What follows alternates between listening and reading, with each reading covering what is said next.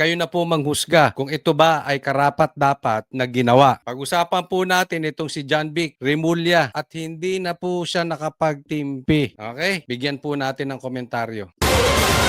Sinuntok at sinakal. Ito ang kwento ng kolumnistang si Ramon Tulfo na ginawa umano ni DILG Secretary John Vic Remulla kay Bulacan Governor Dan Fernando. Ayan. Para dun sa mga konting buod lang para dun sa mga hindi nakasunod sa balitang ito. Ito raw si Governor Fernando nagkaroon ng road rage at hinarang. Okay, sa may NLEX po nangyari. Okay, naka-convoy sila, may pumasok na LC-300, di umano. Tapos ang ginawa nung pagdating sa toll, hinarang nila, binabaan. Sa madaling salita, nagkaroon ng road rage. At eto matindi, yung anak ni Bongbong Marcos, yung nakasakay doon. Kaya nga naman, ang kwento nitong si Mon Tulfo, sinakal, binugbog itong si Governor Fernando ni John Vic Remulla. Nasangkot kasi si Fernando sa umano'y road rage sa NLEX, kung saan nakasagupa raw ng kanyang convoy ang isang presidential san.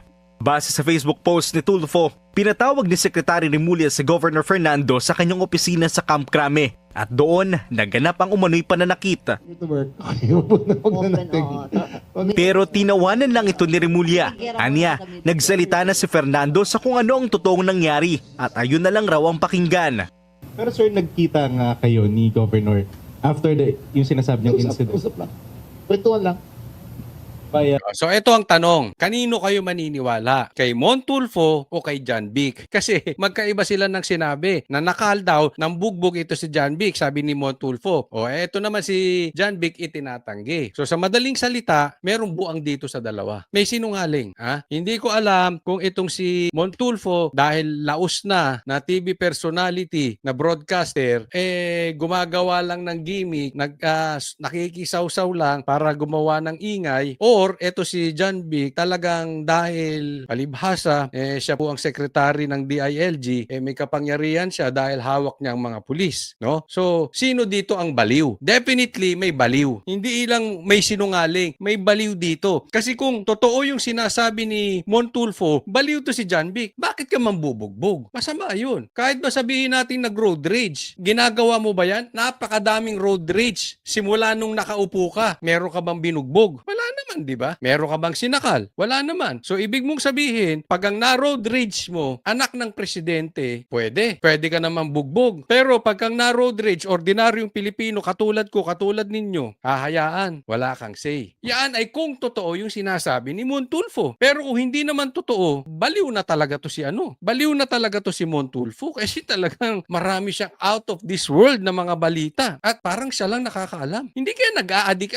Ewan ko, sa tingin ninyo, nag-a-addict kaya to si Mon Tulfo? Kasi parang meron siyang mga nakikita na siya lang nakakakita. Parang meron siyang alam na balita, siya lang na nakakaalam na balita. Isipin mo, ng bugbog, walang nakaalam kung hindi siya. Walang nakakita kung hindi siya. Kayo, kaya nga tinatanong ko kayo, ano sa tingin ninyo? Ano talaga ang nangyari dito? Pero ang sa akin lang, ito ang tanong. Totoo nga ba na yung nakasakay ay anak ni Bongbong Marcos na road rage? Baka naman kasi nagyabang din. So mayabang yung governor, ay palibasa, anak siya ng presidente. Nagyabang din, nakakonvoy, pinasukan niya sa gitna. So pataasan sila ng ihi, paanghangan ng utot. So ganyan ang nangyari. 'Di ba? Anong sa tingin ninyo? Well, ako hindi malayo Si mayayabang talaga yung mga Marcos. Balitang-balita. Alam naman sa Ilocos Norte yan Oo, mayayabang yung mga Marcos.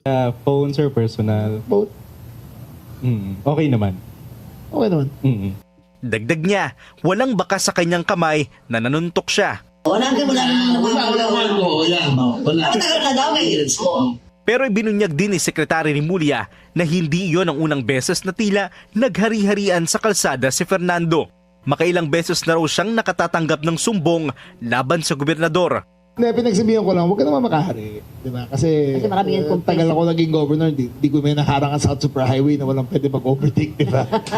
Pero hindi po pwede. Hindi po pwedeng pagsabihan mo lang. Kung may kasalanan si Dan Fernando, dapat yung batas para sa mga kita mo pagka-ordinaryong nag-road rage talagang kitang-kita pa. May video pa nga Pero kung ito ay walang video, dapat, 'di ba? May gawin ka. Dapat kasuhan mo rin 'yan. Hindi po pwedeng pagkapwa nyo politiko, okay lang. Pinagsasabihan lang. Ay mahirap 'yan. Inaharang niya talaga Stupidity is not a crime. Di ba?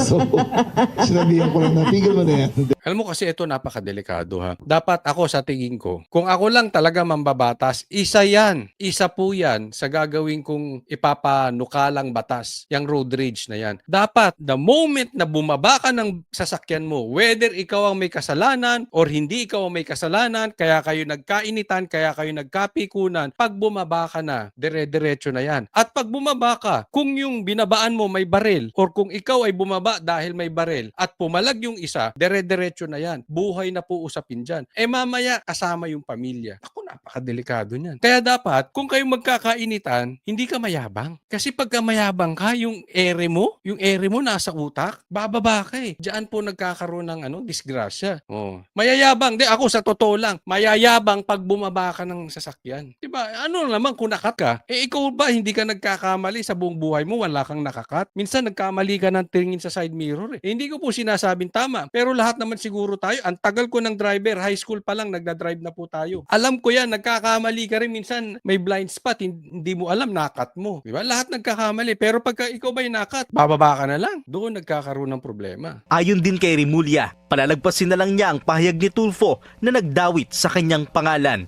Para sa agenda, Ayan ang isa pang yan pang isa na hindi mo dapat palagpasin. Etong nangyari ngayon, eto na ang pagkakataon mo, John Vic, na merong maturuan ng leksyon. Kung talaga namang hindi totoo yung sinabi ni Montulfo, siya naman ang dapat pitikin mo. Ha? Dapat kasuhan mo rin yan, or kung hindi mo kasuhan, bigyan mo ng leksyon. Kasi kung ang nagpakalat niyan, tatanungin kita, halimbawa lang, kung ang nagpakalat niyan, Duterte vlogger, di ba? Baka ang dami mong sinabi dyan, hindi ka tawa dyan. Baka ang dami yung binitawang maahang na salita. Example lang, si Jay Sonsa. Ito example lang ha. Si Jay Sonsa nagbitaw ng yan sa'yo. Hayaan mo lang? Tatawan-tawanan mo lang? Ni hindi ka hihingi ng public apology? Ni hindi ka magbibitaw ng maanghang na salita? Parang pag ang nagbitaw, Duterte vloggers fake news. Pag ang mga kakampi ninyo or mga attack dog ninyo or yung mga kain suka na katulad ninyo, okay lang. Kaya tayo nagkakaroon ng problema eh. Di ba? Kaya walang tiwala ang taong bayan sa mga politiko. Bakit? Doon sa pagiging double standard.